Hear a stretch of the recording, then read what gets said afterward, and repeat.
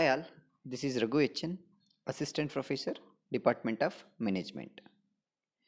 In previous sessions, we have already discussed the process involved in new product development. In today's sessions, we are going to have discussion on the topic meaning and levels of product life cycle. Learning objective of this session is to understand the meaning and levels of product life cycle. Outcome of this sessions or at the end of this sessions the student is able to understand the different levels of product life cycle. Meaning of product life cycle.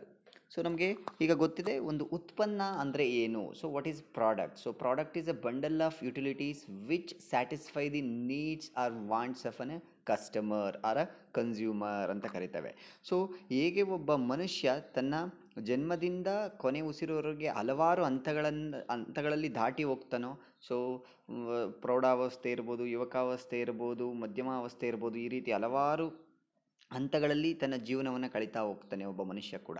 ಅದೇ ರೀತಿಯಾಗಿ product ಕೂಡ ಆ ಪ್ರಾಡಕ್ಟನ್ನು ಉತ್ಪಾದನೆ ಮಾಡಿದ ಅಥವಾ ಉತ್ಪಾದನಾ idea ಬಂದಿಂದ ದಿನದಿಂದ ಅದು ಅಂತ್ಯವಾಗುವವರೆಗೆ ಅಥವಾ ಪ್ರೊಡಕ್ಷನನ್ನು ನಾವು ಸ್ಟಾಪ್ ಮಾಡೋವರೆಗೆ ಅಥವಾ ಪ್ರಾಡಕ್ಟನ್ನು ಎಲಿಮಿನೇಟ್ ಮಾಡೋವರೆಗೆ ಹಲವಾರು ಹಂತಗಳಲ್ಲಿ ಆ ಪ್ರಾಡಕ್ಟು ಪಾಸ್ ಆಗತ್ತೆ ಅಥವಾ ಹಲವಾರು ಹಂತಗಳನ್ನು ಆ ಪ್ರಾಡಕ್ಟು ದಾಟತ್ತೆ.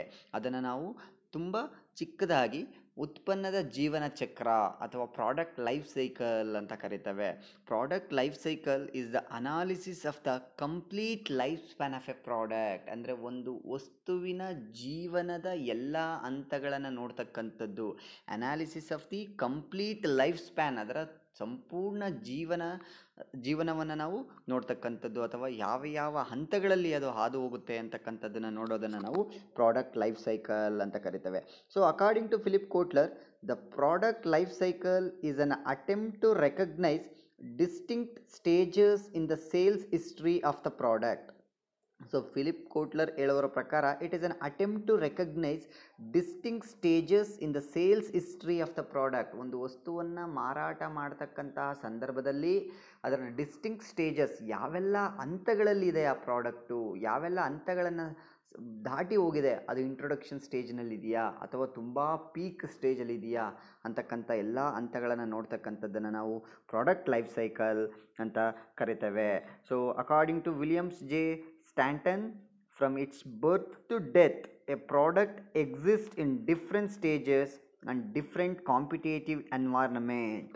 ಸೊ ಆ ಪ್ರಾಡಕ್ಟಿನ ಹುಟ್ಟಿನಿಂದ ಸಾಯುವವರೆಗೆ ಅದು ಹಲವಾರು ಕಾಂಪಿಟೇಟಿವ್ ಎನ್ವೈರ್ನಮೆಂಟ್ನಲ್ಲಿ ಇರುತ್ತೆ ಅಥವಾ ಕಾಂಪಿಟೇಟಿವ್ ಎನ್ವೈರ್ನಮೆಂಟ್ ಸ್ಟೇಜ್ನಲ್ಲಿ ಅದು ಪಾಸ್ ಆಗುತ್ತೆ.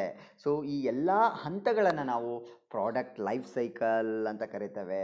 So why it's important, why should we study product life cycle ಅಂತ ಅಂದರೆ, ಸೊ ಆ ಪ್ರಾಡಕ್ಟ್ ಯಾವ ಹಂತದಲ್ಲಿದೆ, ಸೊ ಆ ಪ್ರಾಡಕ್ಟ್ಗೆ ನಾವು ಏನು ಮಾಡಿಫಿಕೇಷನನ್ನು ಮಾಡಬೇಕಾಗತ್ತೆ ಅಥವಾ ಆ ಪ್ರಾಡಕ್ಟ್ಗೆ ಏನು ಆಲ್ಟ್ರೇಷನನ್ನು ಕೊಡಬೇಕಾಗತ್ತೆ ಅಥವಾ ಪ್ರಾಡಕ್ಟನ್ನು ನಾವು ಎಲಿಮಿನೇಟ್ ಮಾಡಬೇಕಾ ಅಥವಾ ಕಂಟಿನ್ಯೂ ಮಾಡಬೇಕಾ ಅಂತಕ್ಕಂಥ ಎಲ್ಲ ಅಂಶಗಳು ನಾವು ಈ ಸ್ಟೇಜನ್ನು ಸ್ಟಡಿ ಮಾಡೋದರಿಂದ ಅಥವಾ ಇದರ ಜೀವನ ಚಕ್ರವನ್ನು ಅನಾಲಿಸಿಸ್ ಮಾಡೋದರಿಂದ ಅಥವಾ ವಿಶ್ಲೇಷಣೆ ಮಾಡೋದರಿಂದ ನಾವು ತಿಳ್ಕೊಬಹುದಾಗಿರುತ್ತೆ.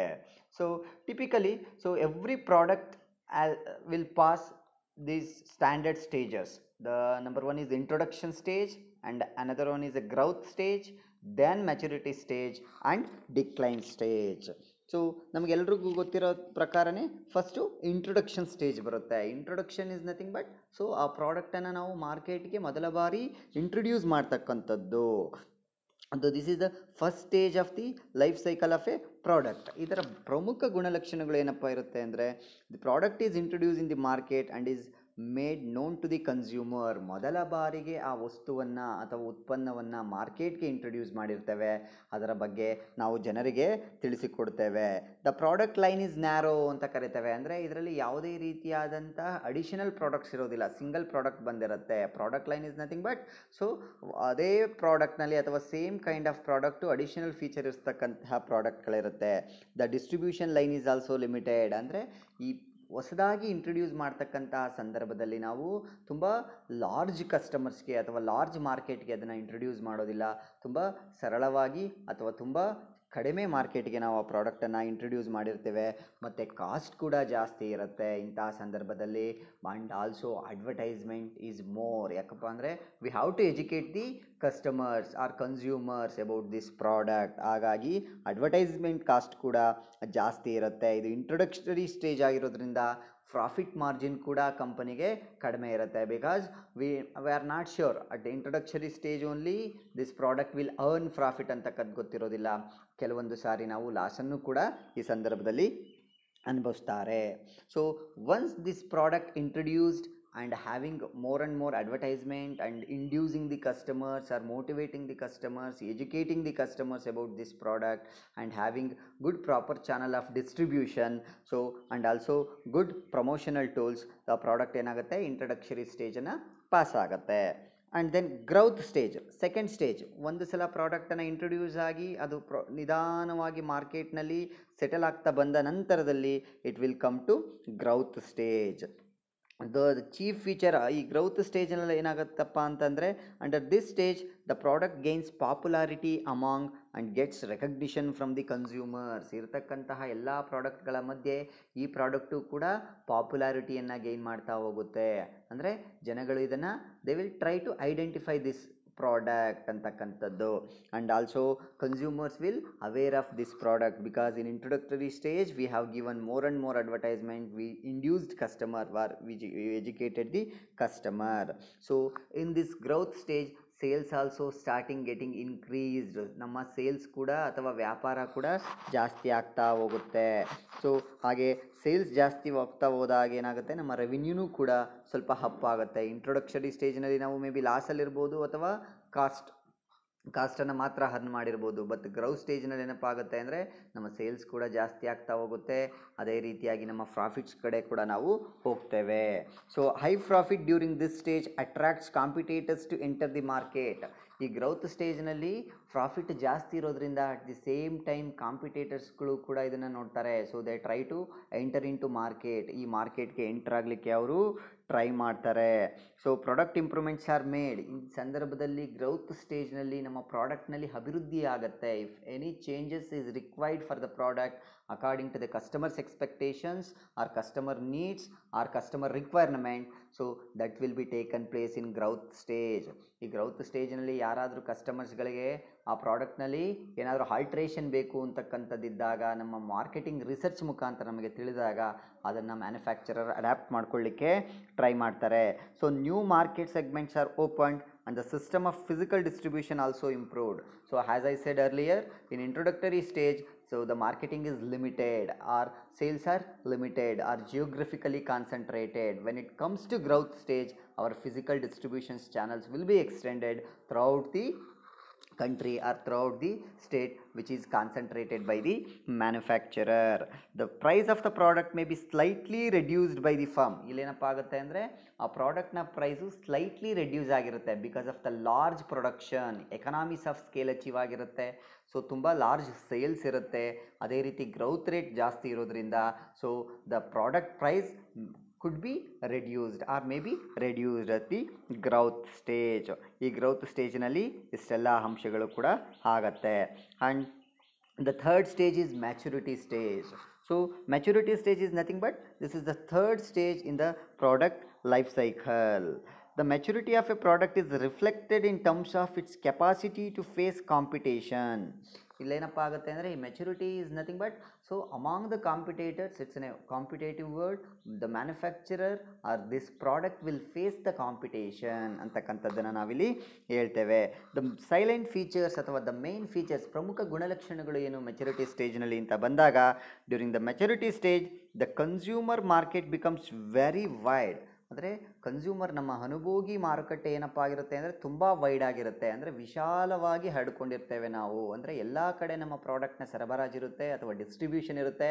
So almost all the customers or the consumers or all the people knows about our product ಅಂತಕ್ಕಂಥದ್ದು. Product development and design becomes heavily style oriented. ಇಲ್ಲಿ ಈ ಮೆಚುರಿಟಿ ಸ್ಟೇಜ್ನಲ್ಲಿ ಇರೋದ್ರಿಂದ ನಾವೇನಾಗುತ್ತೆ, ಪ್ರಾಡಕ್ಟ್ ಡೆವಲಪ್ಮೆಂಟ್ ಮತ್ತು ರಿಸರ್ಚ್, ಅಡಿಷನ್ಸ್, ಡಿಲಿಷನ್ಸ್, ಆಲ್ಟ್ರೇಷನ್ಸ್ ಅನ್ನು mandatory and style oriented. Current ಟ್ರೆಂಡ್ಗೆ ನಾವು ಪ್ರಾಡಕ್ಟನ್ನು ಸೂಟ್ ಮಾಡಬೇಕಾಗಿರುತ್ತೆ ಅಥವಾ ಕರೆಂಟ್ ಟ್ರೆಂಡ್ ಪ್ರಕಾರ ನಾವು ಪ್ರಾಡಕ್ಟನ್ನು ಆಲ್ಟರ್ ಮಾಡಬೇಕಾಗಿರುತ್ತೆ. Then hence manufacturer has to concentrate on more and more on designing concept or style oriented or alteration depending upon the circumstances. Competition becomes more acute. In spite of acute competition, the sales of the product go up at a lower rate. Growth ಸ್ಟೇಜ್ನಲ್ಲಿ ಏನಪ್ಪ ಆಗುತ್ತೆ ಅಂತ ಅಂದರೆ ನಮ್ಮ sales ತುಂಬ high ಸ್ಪೀಡ್ನಲ್ಲಿ ಅಥವಾ high ರೇಟ್ನಲ್ಲಿ increase ಆಗ್ತಾ ಇರುತ್ತೆ. ಬಟ್ ಮೆಚುರಿಟಿ ಸ್ಟೇಜ್ನಲ್ಲಿ ನಮ್ಮ ಸೇಲ್ಸು ಅಪ್ ಆಗ್ತಾ ಇರುತ್ತೆ ಅಟ್ ಎ ಸ್ಲೋವರ್ ರೇಟ್, ತುಂಬ ಕಡಿಮೆ ನಿಧಾನಗತಿನಲ್ಲಿ ಸಾಗ್ತಾ ಇರುತ್ತೆ. ಯಾಕಪ್ಪ ಅಂದರೆ it's is already in a maturity stage in the sense. So ಅದು ತನ್ನ 75% ಮಾರ್ಕೆಟನ್ನು ಅಥವಾ ತನ್ನ ವಯಸ್ಸನ್ನು ಮಾರ್ಕೆಟ್ನಲ್ಲಿ ಕಳೆದಿರುತ್ತೆ. ಅಂದರೆ ಅಷ್ಟು ತುಂಬ ರ್ಯಾಪಿಡಾಗಿ ಅದಕ್ಕೆ ಸೇಲ್ಸ್ ಆಗ್ತಕ್ಕಂತಹ ಚಾನ್ಸಸ್ ಇರೋದಿಲ್ಲ ಅಂತ ಹೇಳ್ತೇವೆ. Improvements in existing products are required to be made. ಇದನ್ನು ನಾನು ಆಲ್ರೆಡಿ ಎಕ್ಸ್ಪ್ಲೈನ್ ಮಾಡಿದೆ.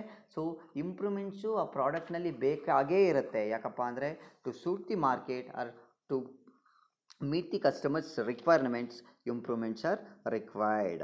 Marginal producers are forced to go out of the market. ಇಲ್ಲೇನಪ್ಪ ಆಗುತ್ತೆ ಅಂದರೆ ಕೆಲವೊಂದು ಸಲ ಏನು ಈ ಮಾರ್ಜಿನಲ್ ಪ್ರೊಡ್ಯೂಸರ್ಸ್ ಇರ್ತಾರೆ ಅವರು ಗೋ ಔಟ್ ಆಗಬೇಕಾಗುತ್ತೆ. ಯಾಕಪ್ಪ ಅಂದರೆ ಇಲ್ಲೂ ಕೂಡ ಮೆಚುರಿಟಿ ಸ್ಟೇಜ್ನಲ್ಲಿರೋದ್ರಿಂದ ಸೊ ಸೇಲ್ಸು ತುಂಬ ಕಡಿಮೆ ರೇಟ್ನಲ್ಲಿ ಹಪ್ಪಾಗ್ತಾ ಇರುತ್ತೆ. And eventually it will come down. ಅದು ನೆಗೆಟಿವ್ಗೆ ಬರಲಿಕ್ಕೆ ಟ್ರೈ ಮಾಡುತ್ತೆ ಅಥವಾ ಫಾಲ್ ಆಗಲಿಕ್ಕೆ ಟ್ರೈ ಮಾಡುತ್ತೆ. ಅಂತಹ ಸಂದರ್ಭದಲ್ಲಿ ಈ ಕಡಿಮೆ ಅಥವಾ ಈ ಮಧ್ಯಮ ವ್ಯಾಪಾರಿಗಳೇನಾಗ್ತಾರೆ ಅಂದರೆ ಇದರಿಂದ ಹೊರ ಹೋಗಬೇಕಾಗುತ್ತೆ. Prices are reduced in order to attract more customer and compete with the rival firms. So ಏನು ನ್ಯೂ ಫರ್ಮ್ಸ್ಗಳಿರುತ್ತೆ ಅಥವಾ ನ್ಯೂ ಕಾಂಪಿಟೇಟರ್ಸ್ ಏನಿರ್ತಾರೆ they will come up with a new product, attractive product, stylish products. On that point of time to compete with them companies at maturity stage reduce the cost of the product. ನಮ್ಮ ಪ್ರೈಸನ್ನು ಅಥವಾ price of the product, ನಮ್ಮ ಪ್ರಾಡಕ್ಟಿನ ಅಥವಾ ವಸ್ತುವಿನ ಬೆಲೆಯನ್ನು ಕಡಿಮೆ ಮಾಡ್ತಾ ಹೋಗ್ತಾರೆ. That will results in decrease in our profits. ನಮ್ಮ ಪ್ರಾಫಿಟ್ಸು ಕಡಿಮೆ ಆಗ್ತಾ ಹೋಗುತ್ತೆ. So only firms with extremely effective marketing programmers survive in the market in this stage. ಈ ಸ್ಟೇಜ್ನಲ್ಲಿ ಏನಾಗುತ್ತಪ್ಪ ಅಂದರೆ ಯಾವ ಕಂಪನಿಗಳು ಎಫೆಕ್ಟಿವ್ ಮಾರ್ಕೆಟಿಂಗ್ ಪ್ರೋಗ್ರಾಮನ್ನು ಹೊಂದಿದಾವೋ ಆ ಕಂಪನಿಗಳು ಮಾತ್ರ ಸರ್ವೈವ್ ಆಗ್ತವೆ. ಇನ್ನು ಮಿಕ್ಕುಳಿದಿರ್ತಕ್ಕಂತಹ ಕಂಪನಿಗಳು ಮಾರ್ಕೆಟಿಂದ ಹೊರ ಹೋಗ್ತವೆ ಅಂತಕ್ಕಂಥದ್ದು. This is maturity stage. And last stage is decline or saturation stage. In this stage the is period of ಏನಪ್ಪ ಆಗುತ್ತೆ ಅಂದರೆ ಇಲ್ಲಿ ಸೇಲ್ಸು ತುಂಬ ಡಿಕ್ಲೈನ್ ಆಗ್ತಾ ಬರುತ್ತೆ. ಸೊ ನಮ್ಮ once the saturation or peak point is reached the product enters into decline stage and becomes absolute. The main features ಇಲ್ಲಿ ಏನಪ್ಪ ಆಗುತ್ತೆ ಅಂತಂದರೆ cost control becomes the key to generate profit. ಇಲ್ಲಿ ಕಂಪನಿಗಳು ಕಾಸ್ಟನ್ನು ಕಂಟ್ರೋಲ್ ಮಾಡಿದ್ರೆ ಮಾತ್ರ ಪ್ರಾಫಿಟ್ಸನ್ನು ನೋಡ್ಬೋದು. They can't go for aggressive marketing at declining stage. ಈ ಕೊನೆಯ ಹಂತದಲ್ಲಿ ಅವರು ಅಗ್ರೆಸಿವ್ ಮಾರ್ಕೆಟಿಂಗನ್ನು ಮಾಡಲಿಕ್ಕೆ ಆಗೋದಿಲ್ಲ. ಸೊ ಮಾರ್ಕೆಟ್ಸಲ್ಲಿ ಏನೇ ಎಫರ್ಟ್ಸನ್ನು ಹಾಕಿದ್ರೂ ಕೂಡ they can stand but they can't go up. ಅವರು ಬೇಕಾದರೆ ಅಂದರೆ ಏನಪ್ಪ ಅಂದರೆ ಸ್ವಲ್ಪ ಸೇಲ್ಸನ್ನು ಮಾಡಬಹುದು ಹೊರತು so they can't be a market leader ಆಗಲಿಕ್ಕೆ ಸಾಧ್ಯ ಆಗೋದಿಲ್ಲ. The expenditure on advertising and sales promotion is also reduced. ಇಲ್ಲೇನಪ್ಪ ಆಗುತ್ತೆ ಅಂದರೆ ನಾವು ಏನು ಅಡ್ವರ್ಟೈಸ್ಮೆಂಟ್ಗೆ ಅಥವಾ ಪ್ರಮೋಷನಲ್ ಟೂಲ್ಸ್ಗೆ ಸ್ಪೆಂಡ್ ಮಾಡ್ತಿದ್ದೋ ಅದನ್ನು ಕೂಡ ಕಡಿಮೆ ಮಾಡ್ತೇವೆ. Because at this point of time what ever the advertisement is given that will not yield that kind of results. ಯಾಕಪ್ಪ ಅಂದರೆ ಇದು ಆಲ್ರೆಡಿ ಕೊನೆಯ ಹಂತದಲ್ಲಿರೋದ್ರಿಂದ ಏನೇ ವೆಚ್ಚ ಮಾಡಿದ್ರೂ ಕೂಡ ಅದನ್ನು ಮುಂದೆ ನಾವು ರಿಕವರಿ ಮಾಡಲಿಕ್ಕೆ ನಮಗೆ ಟೈಮ್ ಇರೋದಿಲ್ಲ. ಬಿಕಾಸ್ ಮಾರ್ಕೆಟ್ ಈಸ್ ಅಬ್ಸೊಲ್ಯೂಟ್ ಅಥವಾ market is at the peak or it's an a declining stage ಅಂತ ಹೇಳ್ತೇವೆ. ಸೊ ಹಾಗಾಗಿ ಆ ಪ್ರಾಡಕ್ಟ್ಗೆ ಕಾಂಪೀಟ್ ಆಗಿ ಎಲ್ಲ ಹೊಸ ಪ್ರಾಡಕ್ಟ್ಗಳು ಮಾರ್ಕೆಟಿಗೆ ಬಂದಿರೋದ್ರಿಂದ ಇದನ್ನು ಯೂಸ್ ಮಾಡ್ತಕ್ಕಂಥ ಜನಗಳ ಸಂಖ್ಯೆನೂ ಕೂಡ ಕಡಿಮೆ ಇರುತ್ತೆ. So as I said earlier the sales and profits decline, some firm may withdraw from the market. Sales ಮತ್ತು ಪ್ರಾಫಿಟ್ ಎರಡೂ ಕೂಡ ವಿತ್ಡ್ರಾ ಆಗುತ್ತೆ. ಸಮ್ ಫರ್ಮ್ ಏನಪ್ಪ ಮಾಡುತ್ತೆ ಅಂದರೆ ಈ ಪ್ರಾಡಕ್ಟನ್ನೇ ಮಾರ್ಕೆಟಿಂದ ಎಲಿಮಿನೇಟ್ ಮಾಡುತ್ತೆ due to the non earning ಅಥವಾ due to there is no earnings or returns from this product. ಈ ಪ್ರಾಡಕ್ಟಿಂದ ಯಾವುದೂ ರಿಟರ್ನ್ಸ್ ಬರ್ತಾ ಇಲ್ಲ ಅಂತಕ್ಕಂತಹ ಸಂದರ್ಭದಲ್ಲಿ ಆ ಪ್ರಾಡಕ್ಟನ್ನು marketer or manufacturer only will eliminate and bring the new product to the market. This is the time for the manufacturers to bring new product to compete with market ಅಂತಕ್ಕಂಥದ್ದನ್ನು ಇಲ್ಲಿ ನಾವು ಹೇಳಬಹುದಾಗುತ್ತೆ. This are the major 4 stages of any product life cycle. To summarize, in these sessions, we have understood the stages of product life cycle. Thank you.